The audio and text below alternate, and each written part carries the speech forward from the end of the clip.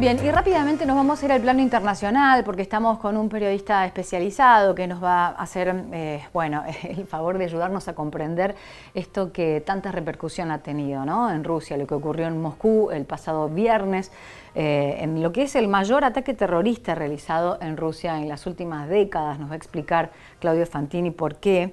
Un grupo de 4 hombres abrió fuego con ametralladoras sobre miles de personas que asistían a un concierto en las afueras de Moscú. El Estado Islámico, ISIS, es el que reivindicó la masacre. Putin lo condenó y prometió castigo a los culpables. Fueron detenidas 11 personas, fueron más de 130 muertos, más de 180 heridos. Pero Rusia todavía no reconoce que ISIS se haya hecho cargo del atentado, porque lo atribuye a una cuestión política, a la guerra con Ucrania puntualmente. ¿Es así o no? Claudio Fantini, politólogo, especialista en temas internacionales. Buen día, ¿cómo le va? ¿Qué tal? Muy buenos días, un gusto saludarla. Igualmente. Eh, no, lo que estamos viendo es Putin intentando pescar en un río de sangre, porque desde un primer momento estaba claro que este es un atentado que lleva la marca en el orillo, ¿no? O sea, casi como un atentado que lleva la firma del autor abajo, ¿no? Por la forma en la que se hizo. Hay un largo historial de atentados en Rusia perpetrados por el ultraislamismo, sobre todo el ultraislamismo caucásico, que constan de masacres a blancos civiles, ¿no? El ataque a una escuela en Beslan, una ciudad de Osetia del Norte, cuando estaba repleta de niños, con maestros y con los padres y abuelos de esos niños, porque era el primer día de clase, el ataque a un hospital en Budionovsk, eh, el, eh, el ataque a un teatro en Moscú, el teatro Dubrovka, una noche de danza clásica que es muy popular en Rusia, o sea, estaba repleto. Hay un largo historial de ataques indiscriminados a blancos civiles, por eso desde un primer momento estaba claro que el autor era un ultraislamista. Los ultraislamistas no tienen contacto alguno con Ucrania porque también son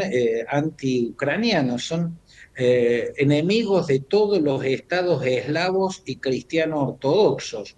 O sea, Rusia, Bielorrusia y Ucrania son enemigos del ultraislamismo. Y, y luego apareció el llamado ISIS-K.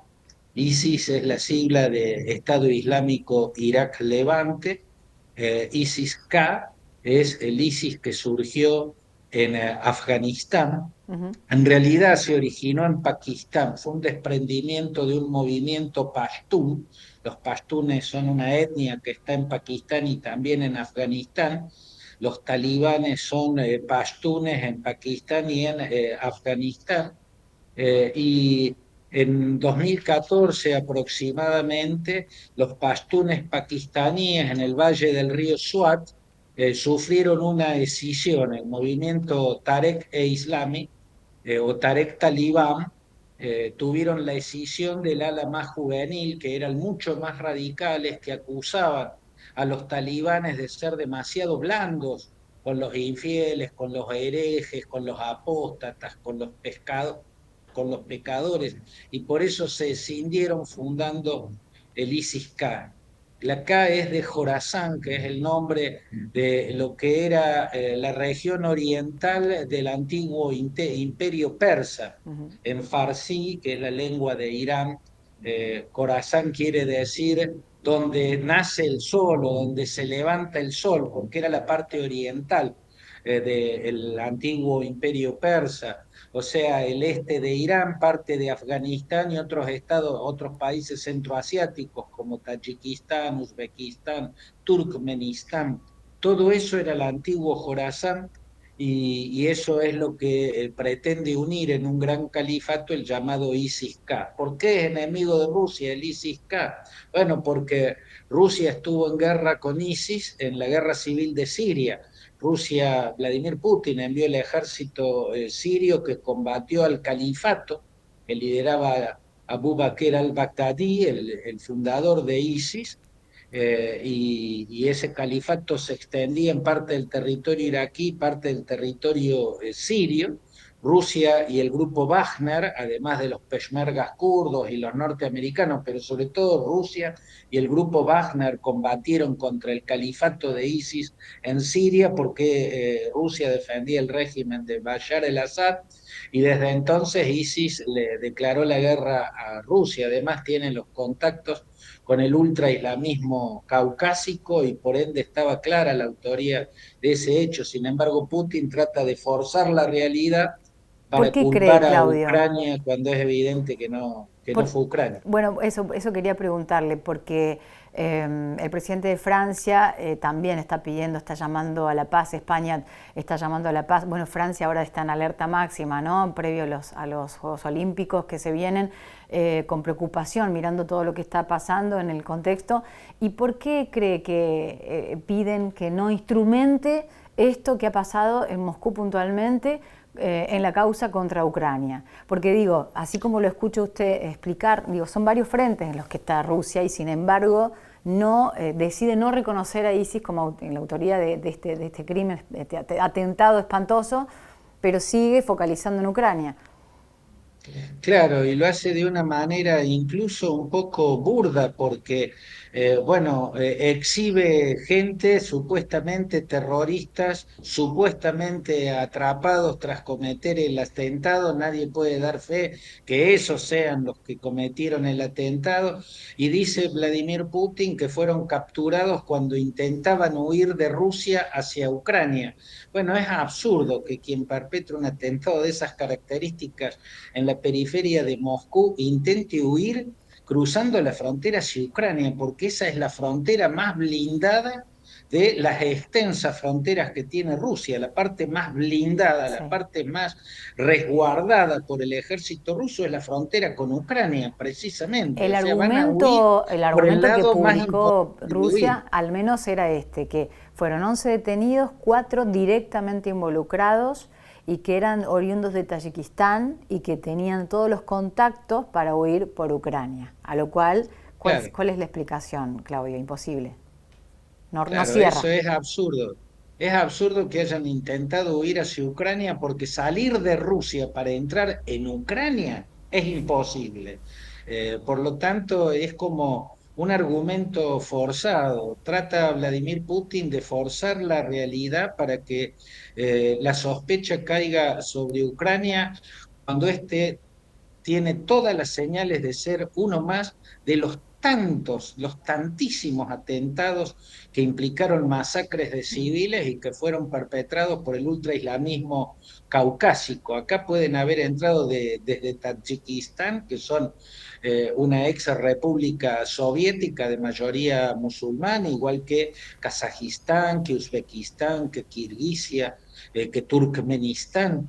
De cualquiera de esos países pueden haber venido, pero no hay razón para creer que las personas que está exhibiendo Vladimir Putin como los supuestos terroristas lo sean de verdad. Lo que se está viendo es a Putin intentando pescar en un río de sangre porque busca convertir esta tragedia, esta monstruosidad que perpetró el terrorismo en ese auditorio gigantesco, Mm. en un elemento más para lanzar una guerra de tierra arrasada sobre Ucrania.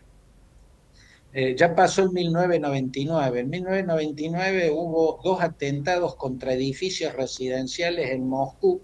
Nunca se lo reivindicó el terrorismo ultraislamista del independentismo caucásico, nunca, lo cual es raro porque cuando lo cometen los musulmanes del Cáucaso siempre los reivindican a los atentados, en este caso no, por eso siempre quedó la sospecha de que lo cometieron agentes del Kremlin, aquellos Ujú. atentados criminales, dejaron casi 300 muertos, eh, para justificar lo que vino a renglón seguido, que fue una guerra sobre Chechenia, una guerra de tierra arrasada.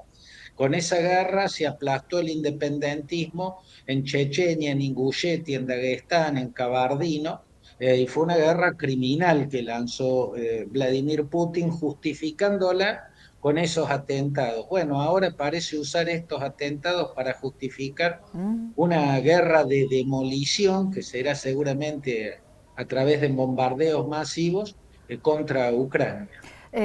Finalmente, Claudio, sé que estás apurado, pero me gustaría cerrar. Alerta en Europa completo, decíamos hoy se conocía que Francia emitió la alerta máximo, pero digo, Europa mirando atentamente porque esto parece que la escalada, lejos de aplacarse y hacer un llamamiento a la paz, se intensifica, como decías.